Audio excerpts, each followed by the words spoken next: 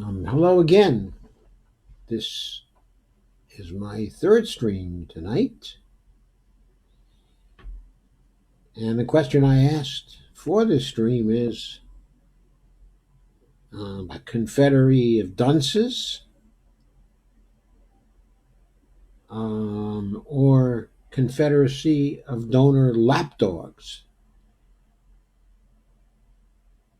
I think the answer to the question will probably become obvious as we go through the next article, which is again from Common Dreams.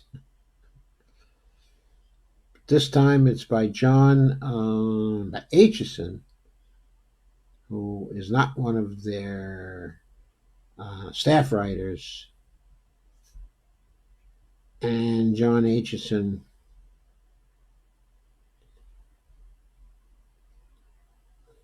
has given this article a title, The DNC Confederacy of Dunces is back at it for 2020.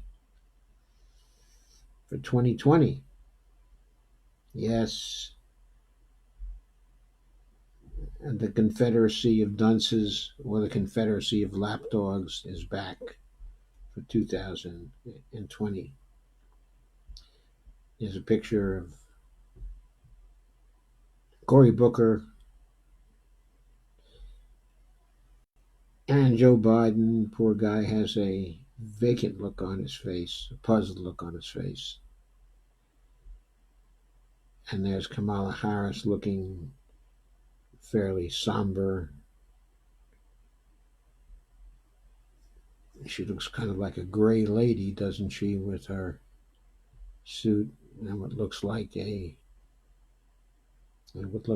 charcoal gray blouse. She probably thought it was very correct. It's our Wall Street uniform, folks. It's our Wall Street uniform. Anyway, Aitchison says, if Democratic debates turned into exactly what they should have, a war between the progressives and the neoliberal centrists, also known as corporatists, better known as corporatists, because they ain't the center of anything, except maybe the center of Wall Street. Guess which side, the corporate media, the pundits, the think tanks, foundations, the DNC, and the rest of the Democratic establishment is lining up behind. You got it, the corporatists. Not surprising when you consider most of the mainstream that most of the media, the mainstream media, is owned by corporations, and corporations fund the rest of the neoliberal institutions supporting the party. Not just the corporations, though. It's also the rich people who run the richest of the corporations, or who outright own corporations like the Koch brothers and Bill Gates, of course. Anyway, and Warren Buffett, the list of the usual suspects. I just was watching a little clip on Casablanca the other day. So these are the same folks who back in 2016 assured us Hillary would win and that Trump could not. I'm back to the Common Dreams article again. That was from the Common Dreams article.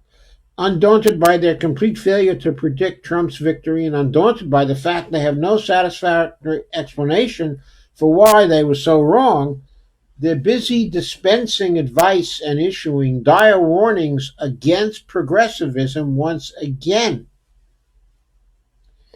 The problem is their advice is likely to result in the same outcome as it did in 2016. A Trump victory.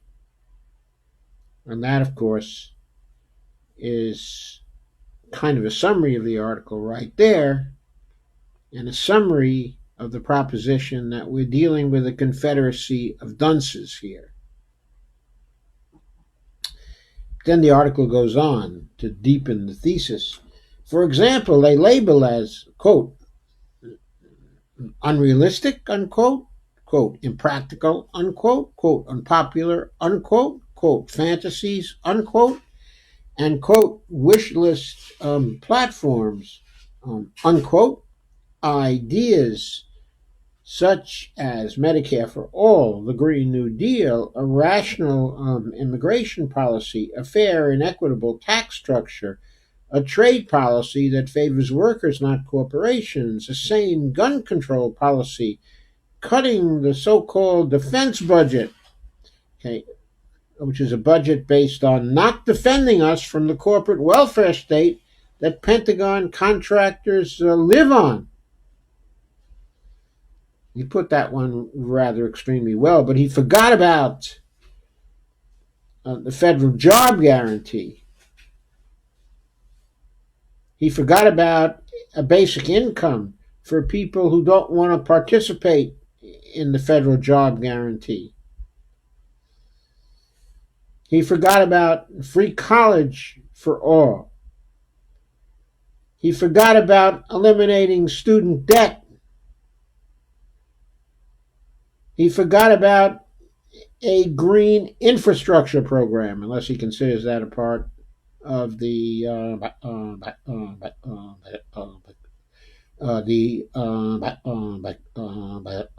Green New Deal. Sorry. He goes on. Here's the thing. Every one of those proposals are popular with the majority of the people. Every one. And that's true, even though they're being attacked by both Republicans and centrist Democrats. And imagine how popular they would be if there were a coherent party-wide campaign being conducted in support of them. I've often imagined that. And I figured they would be popular enough to deliver 60% of the voters to the Democrats, maybe 65% of the voters to the Democrats. That's how popular these ideas would be. I added that to the article, by the way, that last. Take Medicare for All, says Aitchison. Right now, centrist Democrats and the mainstream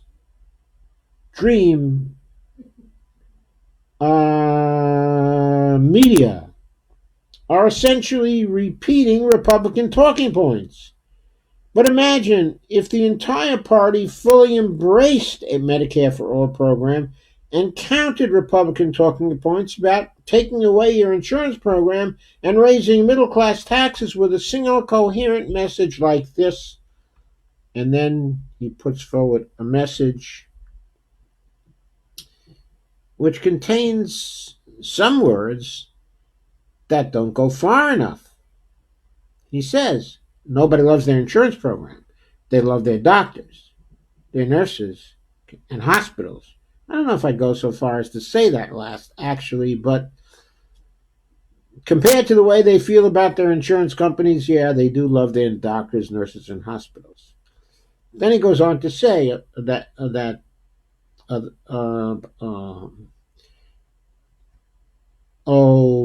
Medicare for All program offers you a choice to pay a smaller premium to the government for better care, guaranteed coverage, and access to more doctors and hospitals, rather than paying a higher premium to private insurance companies for uncertain coverage, fewer choices, higher copays, and inferior care. That's not entirely true, because the Medicare for All bill, H.R. 1384, offers you a choice of paying no premiums, no copays, and no deductibles for better care, guaranteed coverage, access to more doctors and hospitals, rather than paying a high premium to private insurance companies for uncertain coverage, fewer choices, higher copays, and inferior care. I should have said high copays and inferior care. and also deductibles, and also premiums.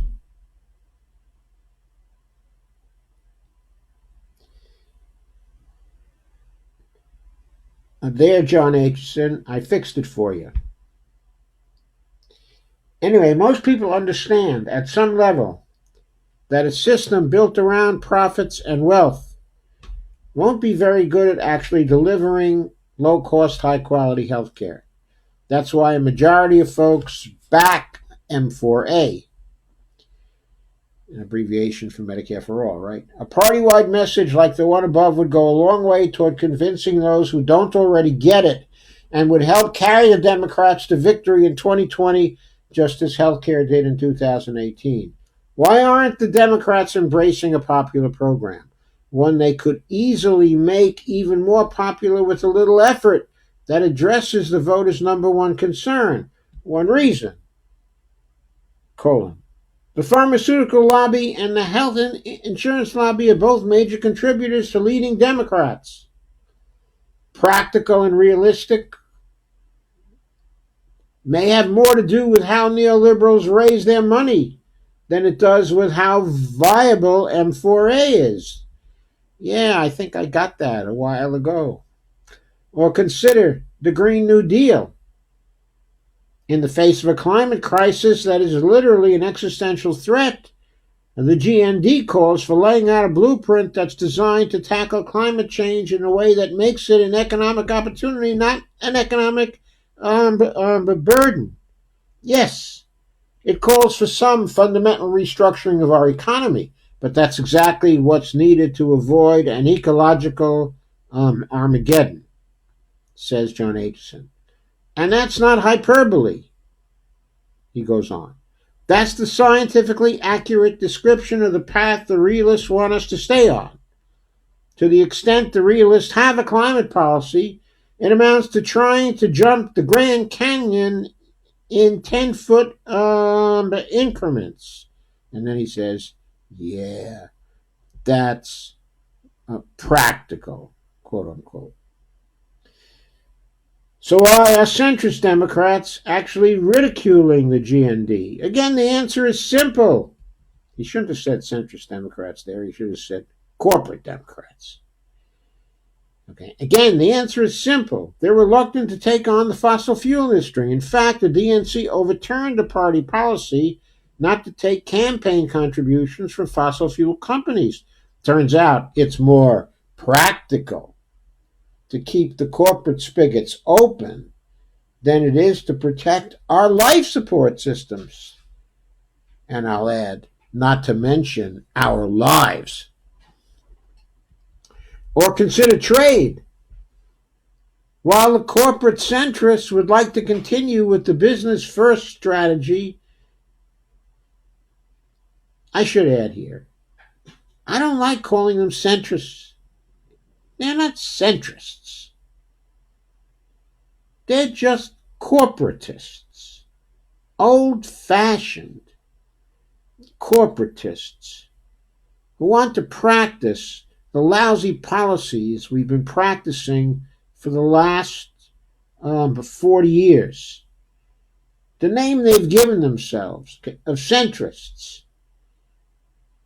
is the name they use to start talking about the progressives as leftists or the conservatives as rightists. But really, it's not about left, right, and center. It's about backward-looking, failed ideological views and policies that have created a miserable America. And an America that's getting more miserable every single day.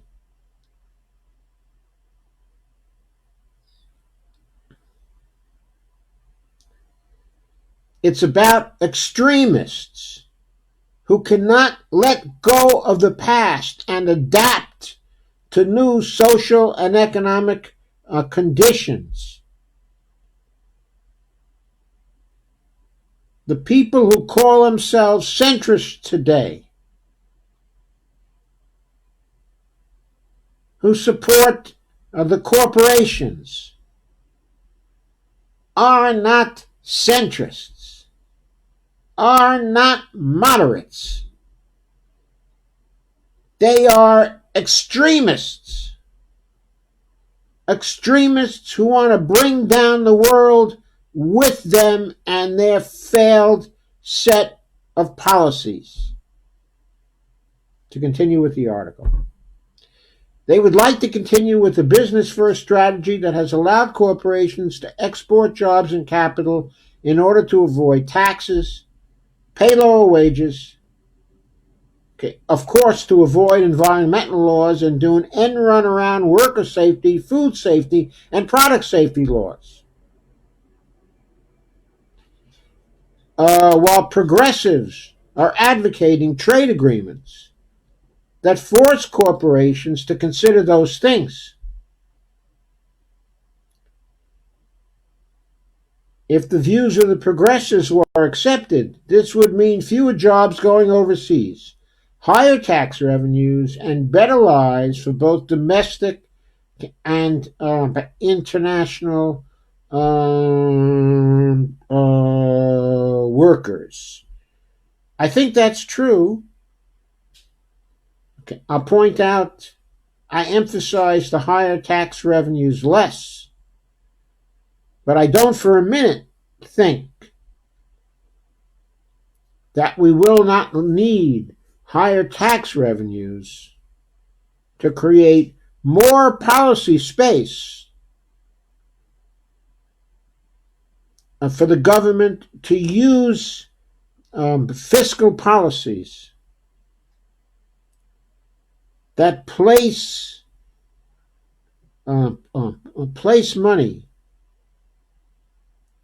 in the hands of people who will build and create the things we need to survive and prosper in this century. Which means, of course, to stop climate change in its tracks.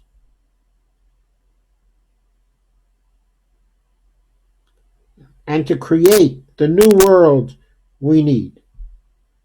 Talk about a winning issue in the battleground states. I just went back to the article. A labor-friendly trade policy, one that didn't have to be negotiated in secret, would help Democrats carry Pennsylvania, Ohio, Michigan, and Wisconsin, and a lot more states besides, but certainly those. And it's a great alternative to Trump's damaging tariff war. Well, again, I editorialized right in the middle of the sentence, sorry. But the MSN and the neoliberal establishment has been coming out in force against it. Apparently, it's not practical to help workers here at home and win key states in the next election if it means opposing the interests of big multinational corporations. The same seems true of a tax policy that benefits the middle class, by the way. That's not practical either. Okay. On another of the issues voters care about, immigration, the MSM and the centrist politicians and pundits, again I said centrist, and the corporate politicians and pundits have been giving great weight to gotcha questions like, quote, will you criminalize folks who come in illegally, unquote? Or, quote, will you give free medical care to illegal immigrants? Sometimes they get rid of the last word and they just say free medical care to illegals, unquote. Effectively making neoliberal Democrats allies to Trump's hate, fear, and blame campaign. We're seeing the fruits of that now in the gut-wrenching rise of mass shootings and hate crimes, and also in the violations of human rights and the separation of children from their families and parents from their families, which we're now seeing not only in Texas but in Mississippi as well, and in other places around the country too. The corporate media and other mainstream outlets have to do better. I just went back to the article again. They must begin to recognize the relationship because Trump's vile rhetoric and the increase in domestic terrorism on the one hand, and acknowledge that he has no solution to the problem other than mass incarceration in for-profit prisons and for-profit holding tanks, also known as concentration camps, says John Aitchison. In contrast, the progressives have advocated a two-pronged strategy to deal with the influx. First, they propose to increase our capacity to handle the legitimate requests for asylum coming from the sharp rise in immigrants from poverty-stricken and unsafe nations. And by the way, who were they poverty-stricken by? And who made those nations unsafe? And second, they advocate putting together a coherent plan to help Guatemala, Honduras, and El Salvador cope with the crime, corruption, and climate catastrophes that are the root cause of their instability.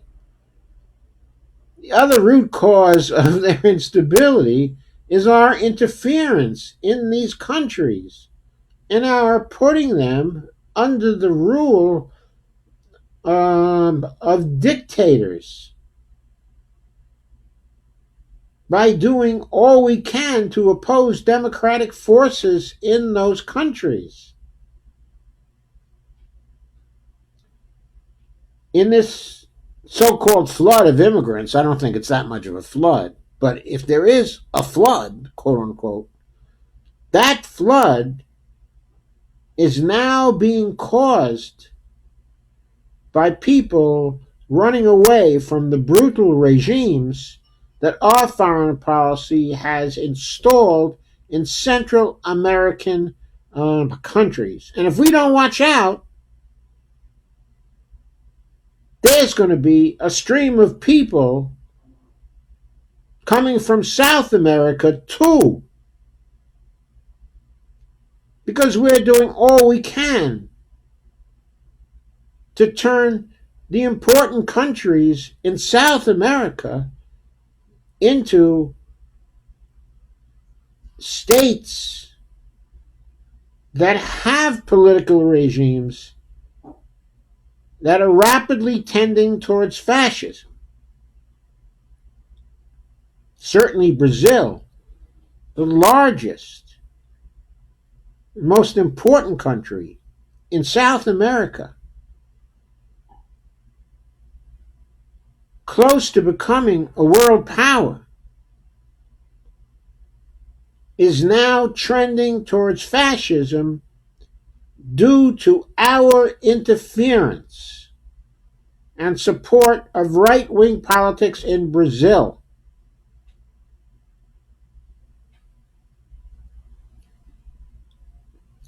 The whole Bolivarian crescent is being threatened by us right now.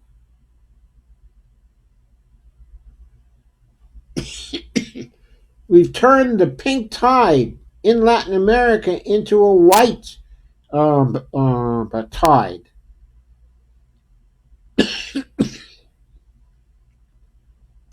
Only it wasn't really a pink tide. It was a democratic tide. And we've thrown back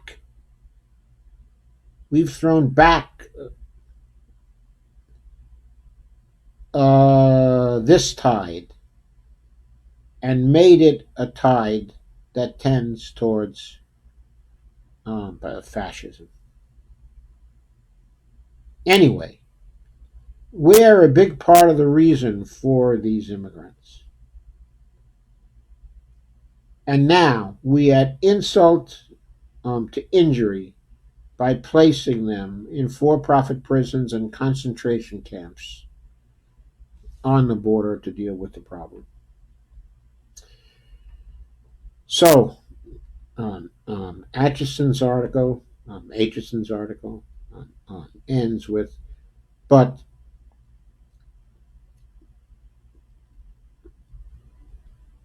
how can the elite pundits, the centrist Democrats, and the neoliberal cheerleaders focus on Republican talking points about health care and they're criminalizing the immigrants when the demagogue in chief and his henchmen are contributing to domestic terrorism and pursuing policies that exacerbate the root cause of the immigration crisis. That is the policies I just was talking about, of course. One hopes it has nothing to do with for-profit concentration camps, but one fears that it does have something to do with those. And he finishes with, but the larger tragedy unfolding before us is that the Confederacy of Dunces, who allowed Trump to win in 2016, still controls the media and the party, and they are once again pursuing the same corporate friendly policies and the same anti progressive crusade that gave the nomination to a centrist, there's that word again, should have said corporatist, neoliberal, who was destined to lose. And there's no reason to expect a different outcome if they're successful once again. That is good advice. Except when you say Confederacy of Dunces, what you're saying is that this Confederacy is too dumb to do the right thing. But I'm not sure being dumb is the problem.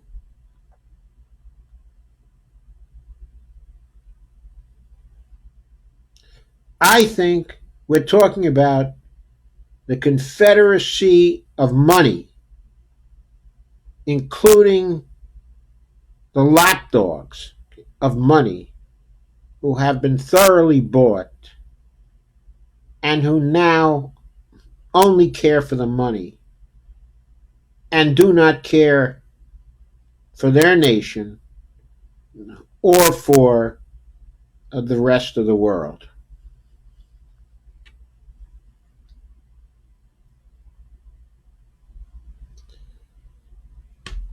So that's my third stream for tonight. Thank you very much for coming. I still have a few other streams I wanted to do. So I'll be back but very shortly to start on some of those. I did want to flash once more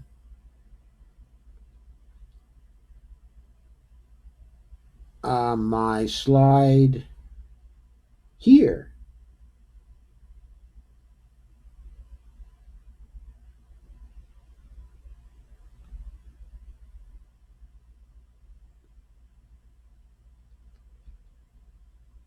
So please share, like, and subscribe. And please become a patron. Please go to my Patreon account at Patreon. And remember, even $1 helps. So I'm going to end the stream now, and I'll be back in a few minutes with my fourth stream tonight.